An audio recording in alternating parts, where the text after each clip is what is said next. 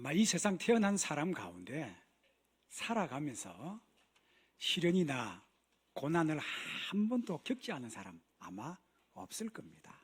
누구나 다 어렵고 힘든 과정을 다 거치게 되어 있습니다.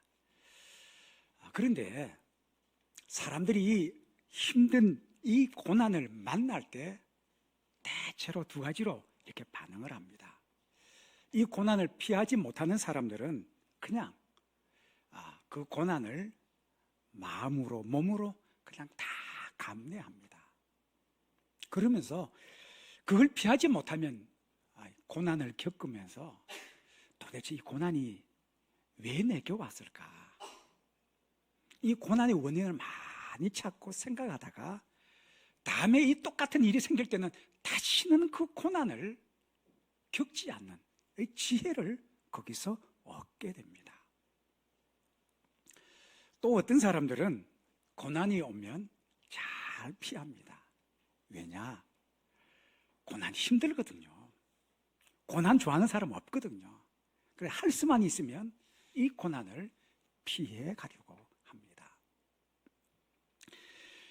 오늘 성경에는 하나님이 세우신 이 초대교회 예루살렘 교회에 처음으로 감당하기 힘든 박해와 시련이 찾아왔습니다. 자, 이 고난, 시련 앞에 하나님 세우신 이 예루살렘 교회가 어떻게 대처해 나가는지 오늘 쭉 기록하고 있는데, 오늘 우리에게 주신 이 귀한 말씀 통해서 오늘 우리에게 좀 더 정확하게 이야기하면 각자 나에게 주시는 주님의 음성을 듣는 오늘 은혜의 자리가 되시기를 주의 이름으로 축복합니다. 자, 첫째는 이 박해 때문에 예루살렘 교회 성도들이 뿔뿔이 다 흩어졌다는 겁니다. 오늘 19절은 이렇게 기록하고 있습니다. 그때 스데반의 일로 일어난 환란으로 말미암아 흩어진 자들이 베네게와 구브로 그리고 안디옥까지 이르러 유대인에게만 말씀을 전하는데 오늘 이렇게 기록합니다. 핍박과 박해가 찾아오니까 성도들이 어떻게 했냐? 뿔뿔이 다 흩어졌다는 겁니다. 오늘 흩어지는 이들의 모습을 자세히 보노라면 이 스데반의 일로 일어난 정말 감당하기 힘든 환란, 돌에 맞아 순교하고 교회 성도들이 붙들려가는 이런 박해를 피해서 뿔뿔이 흩어졌는데, 가까운 곳은 베니게로, 또 다른 한편으로는 구브로 섬으로, 또 어떤 그룹은 저 먼 곳 안디옥까지 멀리 흩어졌다. 성경은 그렇게 기록합니다. 그런데 이 안디옥, 오늘 성경 보면 여러 곳에 흩어졌지만 성경이 오늘 주목하는 것은 다름이 아니라 바로 이 안디옥으로 흩어졌던 사람들의 성경은 주목하고 있습니다. 아시다시피 이 안디옥은 저 북구 먼 곳입니다. 약 키로수로 따진다면 한 480km, 지금으로 이야기하면 부산, 서울보다 훨씬 더 먼 거리에 멀리. 왜냐? 박해가 점점 크고 세지면 세질수록 더 멀리, 박해가 미치 않는 바로 먼 안디옥까지 이 예루살렘 교회 성도들이 뿔뿔이 흩어졌음을 오늘 성경은 우리에게 그렇게 말씀해주고 계십니다. 여러분, 하늘의 황제, 지배자라고 이끌어지는 여러분 독수리 아시죠? 이 독수리가 둥지를 어떻게 트냐면 아주 가파른 절벽 기퉁이에 이렇게 둥지를 틀고 아주 높은 봉우리 위에다가 이렇게 둥지를 틉니다.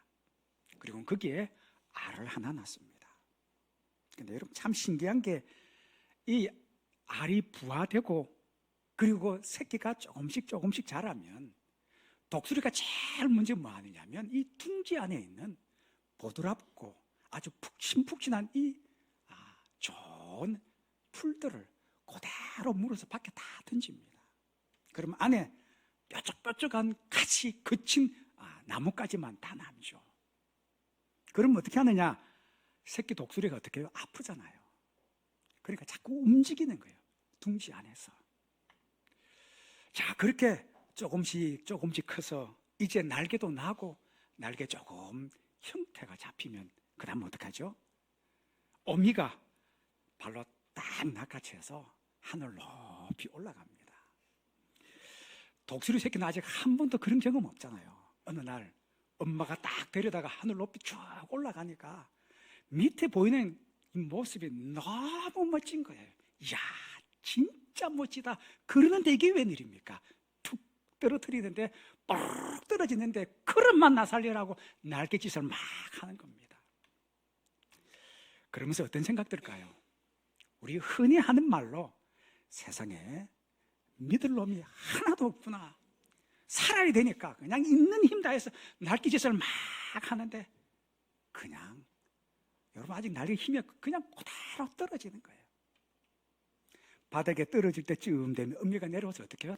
탁 낚아채서 또 쭉 올라갑니다.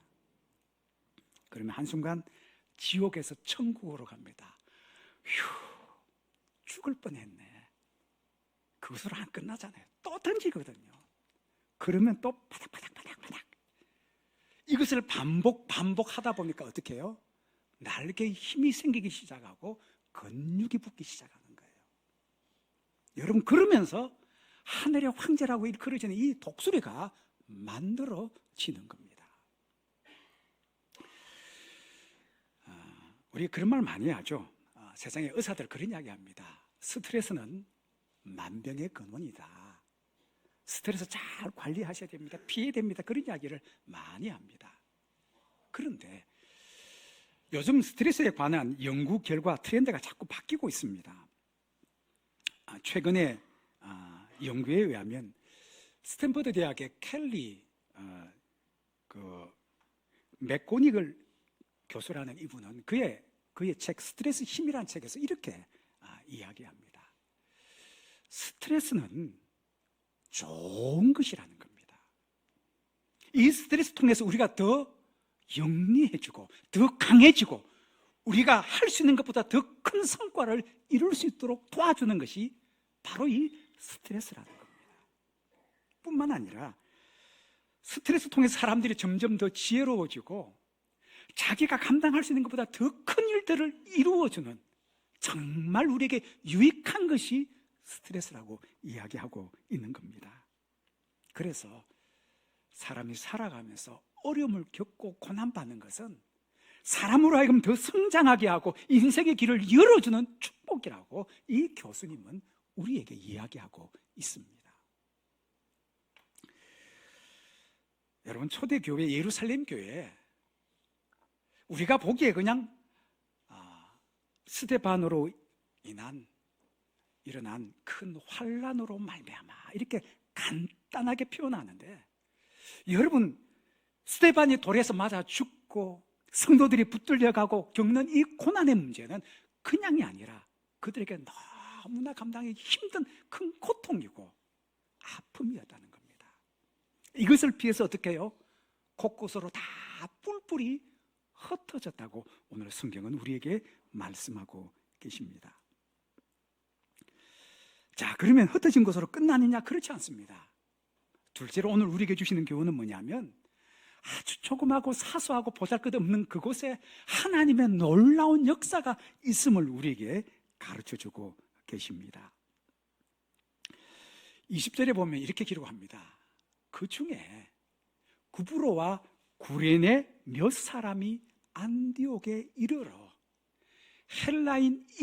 헬라인인에게도 말하여 주 예수를 전파하니, 오늘 그렇게 20절 기록합니다. 오늘 20절의 중요한 점은 바로 이것입니다. 헬라인에게도 하는 요 단어입니다. 헬라인에게도. 바로 요 앞에 19절에 보면 이렇습니다. 예루살렘 교회 핍박 때문에 뿔뿔이 다 흩어졌던 사람들이 예수를 전하고 말씀을 전하는데 누구에게 했느냐면 유대인에게만 19절에 계속 전했다는 겁니다. 흩어졌던 사람들이 베니게와 또 구브로 멀리 안데까지 갔는데, 안디옥에 갔던 그 몇 사람, 구브로 출신, 구레네 출신의 이 그리스도인들이 안디옥에 갔던 그 몇 사람 극소수가 어떤 일이 있었는지 모르겠지만 그들도 처음에는 의도가 유대인에게만 복음을 전하려 했는데 아주 특별한, 때로 아주 사소한 이 일 때문에 유대인과 말하고 그들에게 주 예수를 전파했다. 성경은 그렇게 기록합니다. 여러분 잘 아시죠? 유대인들은 이방인과 같이 밥 먹지 않습니다. 이방인의 집에도 들어가지 않습니다. 그런데 그 상황과 처지는 잘 모르겠지만 바로 이 안디옥에 갔던 구브로와 구레네 출신의 이 그리스도인들이 이방인과 말하고 그들에게 주 예수를 전파하게 되었다 하는 겁니다. 이 짤막한, 어떻게 보면 어떤 순간에 일어나는 이 사건인지 모르겠지만 이 사건이 앞으로 어떤 일을 하나님께서 만들어내실지 오늘 성경은 기록하고 있습니다. 여러분 혹시 이분 기억하십니까? 브라이언 체스키라는 한 젊은이가 있습니다. 더 좋은 거 찾으셨네. 브라이언 체스키라는 한 청년이 있었습니다. 나이 25살에 산타모니카에서 뭘 했느냐? 디자이너 일을 했었습니다. 여러분 아시다시피 나이 25살쯤 되면 꿈도 많고요, 혈기도 많잖아요. 직장 생활하다 보면 아마 누구나 한 번쯤 그런 생각합니다. 내 일장 그냥 확 때려치우고 말지.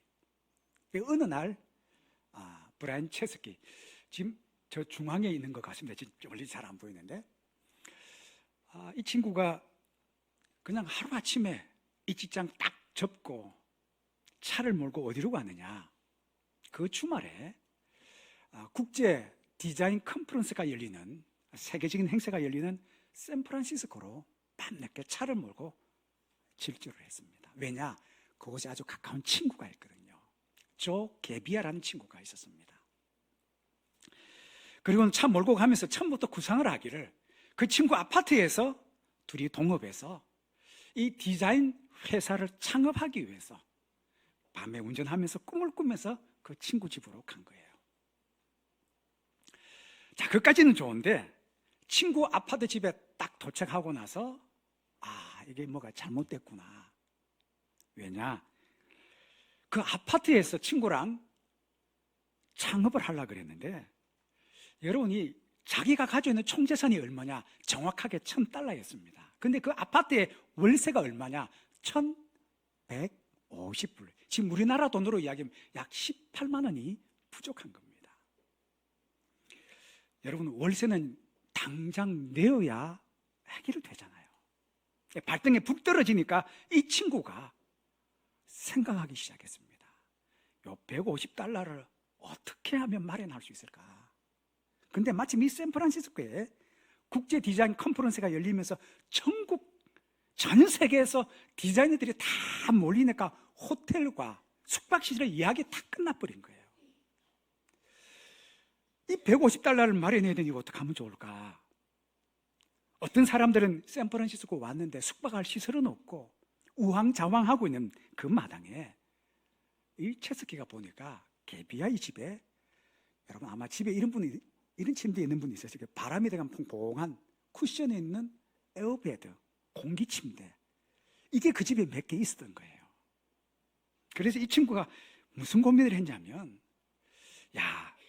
저걸 좀 싸게 빌려주고 그거 받아가지고 내 월세 좀 내는데 도움 주면 얼마나 좋을까 라는 생각, 이 아이디어, 숙박을 서로 중개하고, 그리고 여러분 경제 공유의 아이콘이 되었던 이 에어비앤비, 이 회사가 바로 여기서 이제 창업이 되게 된 겁니다. 지금 젊은 분들은 많이 압니다. 이 에어비앤비 홈페이지에다가 집에 빈 공간, 숙박할 수 있는 시설을 찍어서 올리면 그곳에 숙박할 사람들이 그곳에 들어가서 어떻게 해요? 주인에게 일정한 금액을 지불하고 회사는 그 수수료를 받는 그런 회사입니다. 근데 여러분, 자기의 이 월세 150불을 어떻게 하면 해결할까, 이 고민하는 이 생각이 410알쯤이 되고, 그리고 8년이 지났습니다. 이 에어엠비가 어떻게 됐느냐, 회사의 자산 가치가 우리나라 돈으로 하면 약 28조, 지금 한 30여조 되겠죠. 거기에다가 한 20여 개국 30만 도시에서 이 서비스를 지금 제공하고 있습니다. 150불 월세가 없어 고민하던 이 청년들이 자기 집에 있던 침대 이 몇 개를 좀 서로 나누면 나도 좋고 저분들도 좋은 이 아이디어, 거기서부터 이 회사가 시작되었다는 겁니다. 아주 사소하고 조그만 것에서부터 말입니다.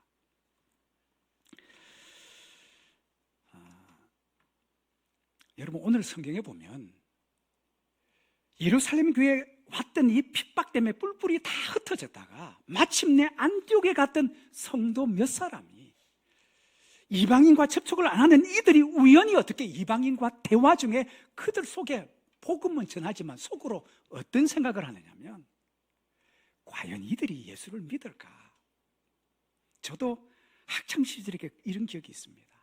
전혀 자론 환경부터 철저하게 불교 집안인데 이 사람은 안 믿을 거야 하고 전도했는데 사건이 일어나더라는 겁니다.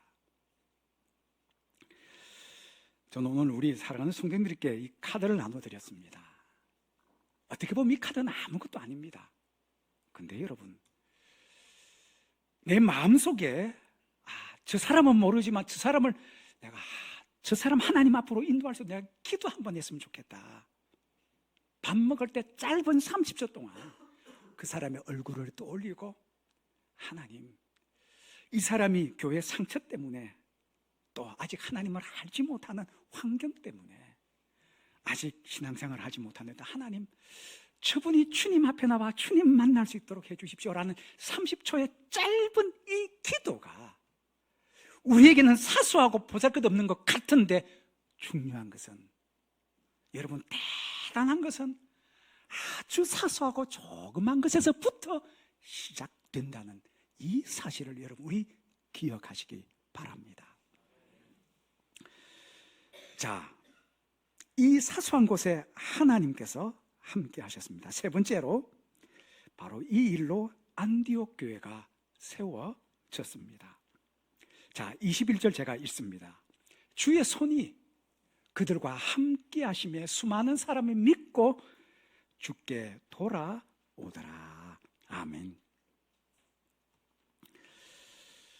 여러분, 안디옥에 갔던 몇 사람이 이 교회가 세워진 이래로 처음으로, 난생 처음으로 이방인들에게 이들이 예수 믿을 수 있을까?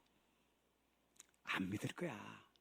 그런데 혹시 하는 마음으로 그들에게 예수를 전했는데, 바로 주님의 손이 바로 그 위에 함께 하셔서 수많은 사람들이 믿고 주님 앞으로 돌아왔다는 사실입니다. 그런데 여러분, 참 놀라운 것은 전했던 사람은 그것을 의도하지 않았음에도 불구하고 그 사건 위에 하나님이 함께 하시니까 사람들이 막 물밀듯이 들어오면서 어떻게 되느냐, 교회가 저절로 세워진 거예요. 안디옥 교회는 처음부터 세우려고 의도하고 여러분 뜻을 세운 것이 아니라 그냥 이방인들이 교회를 찾아오면서 교회가 만들어진 바로 이방인의 교회가 바로 이 안디옥 교회입니다. 여러분, 더 놀라운 것은 이것입니다.